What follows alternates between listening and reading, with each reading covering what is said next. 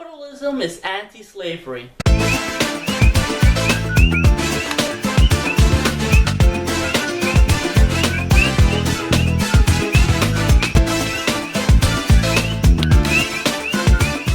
Hi, this is Luis Marrero, and happy holidays.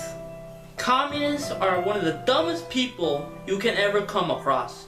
One of these retards is Mason Snyder, also known as RedScare TV on YouTube. He comes up with the most idiotic arguments ever made.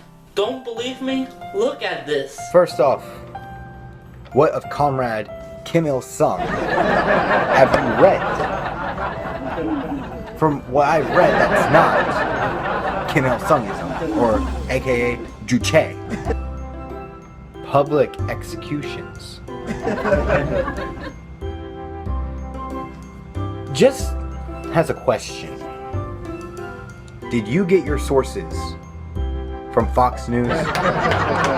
These capitalist, pro-capitalist arguments that, well, collectives would never work. Well, if collectives would never work, then football teams would not work. But mind all that, these people will use anything to prove they're right. Like the Hitler was a socialist. Actually, here is the social history of the Third Reich, 1933 and 1944, by Pierre Soyberry. And right here, I've had this bookmark for a while, but needed to use it. Right here in, let's see, chapter Radicalization, 1930. He says right here, of a system that combined state impulsion with a free market.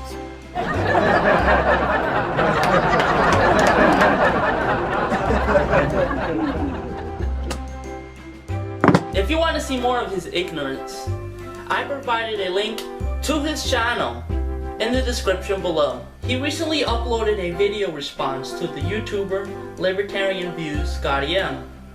Of course, like all of his videos, his claims and arguments are so dumb that even Carl Pilkington wouldn't even take him seriously. These are milestones in human evolution. The opposable form, the forward-facing eyes, the upright. These are massive things in taking us out of the animal kingdom. And one day, Carl, you'll walk upright. But what do you mean about eyes facing forward? You mean before we got here, there was people whose eyes were looking in their head? Let's begin. Hello, I'm currently on the road in the middle of moving.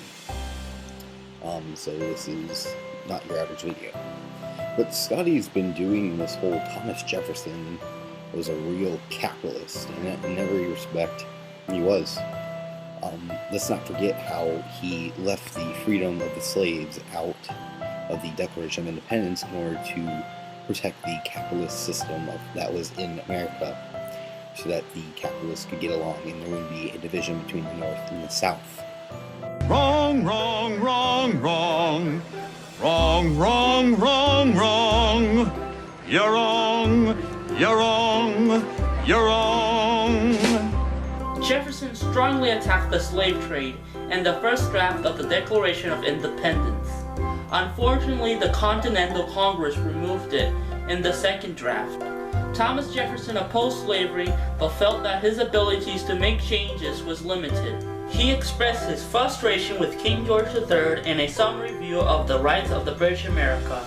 Jefferson wrote that, "The abolition of domestic slavery is the great object of desire in those colonies, where it was unhappily introduced in their infant state." He went on to state that, "The colony's attempts to stop the African slave trade had been defeated by His Majesty negative." in the late 1700s, he wrote up a plan to gradual emancipation for all slaves in Virginia. He did not present it to the legislature because he felt that the public mind was not ready for the idea. Jefferson continued to hope that the state would call another constitutional convention at which his plan could be debated. This did not occur until his death. Lefties will argue that Thomas Jefferson owned slaves, which is true. He owned at least 170 slaves in his lifetime and also freed 7 of them.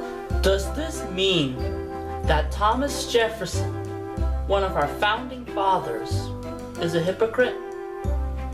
Not really. Jefferson believed that most former slaves couldn't survive independently. He also feared for his own economic survival, since he was $107,000 in debt. Jefferson was not one of those stereotypical slave owners that commit atrocities against their slaves. Edmund Bacon, Monticello's overseer for 16 years, recalled that Jefferson was always very kind and diligent to his servants. He would hardly ever allow them to be overworked, and he would hardly ever allow one of them to be whipped. Mason Snyder doesn't understand that slavery has existed for centuries, even before capitalism. Slavery occurred in ancient Egypt, the Mayan Empire, and even prehistoric times. One of the things that I get all excited about, but I'll never be able to resolve intellectually, is the origin of slavery. We know that slavery is prehistoric, and we say, we can say that because the very first stylus on clay tablet cuneiform records of ancient Sumeria, which are the very first human records, are records of slavery. The price of slaves, counts of slaves, how they were acquired through conflict, and so forth. So clearly, it was not just existing before the first written records, it was existing in a fairly sophisticated way. Slavery is still practiced today, even in socialist countries such as Zimbabwe. Now let's continue. In a way that is kind of akin to the libertarian accusation against Stalin, which says that Stalin enslaved entire people in order to force them to do his work.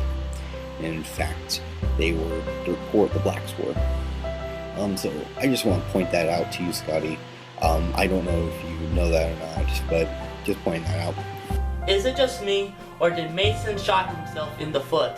RedScare TV was arguing against the capitalist class use of slavery, but at the same time covered his ears when someone mentioned Soviet gulags. Mason can brag about how Thomas Jefferson was a mean and evil slave owner all he wants, but he cannot deny the fact that Stalin expanded slavery to a new level. Joseph Stalin used supposed criminals as slaves to industrialize the Soviet Union. It was slave labor that built the White Sea-Baltic Sea Canal, the Moscow River-Volga River Canal, and the mining of gold in Kolyma, Siberia. At least 14 million people were sent into labor camps dealing with harsh conditions. Stalin's gulags were the main source of Russian industrialization. Stalin apologists like RedScare TV despise historical facts. So much so that they have to source conspiracy theories. And also, if basically as many people were to get killed before World War II, how would Russia been able to defend itself? Oh yeah, and also the occupation. The USSR gained their land, not through invasion, but because they fought back the Nazis, and they gained that land, and it was land that was given to them.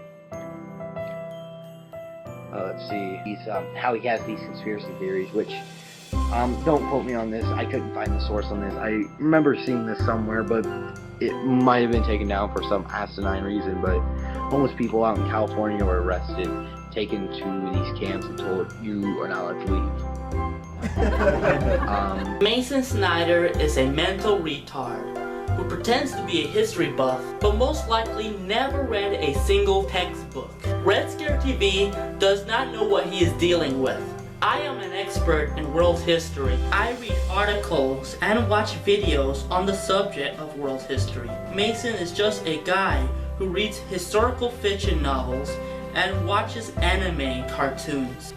Before I go, I have a special guest. Say hello to Santa Claus. Hey Santa, what do you think about Mason Snyder? Don't worry, Lewis. I already put him on the naughty list. Oh, he's gonna get some reindeer dong under his Christmas tree. Oh, fuck commies. This is Luis Marrero, and happy holidays.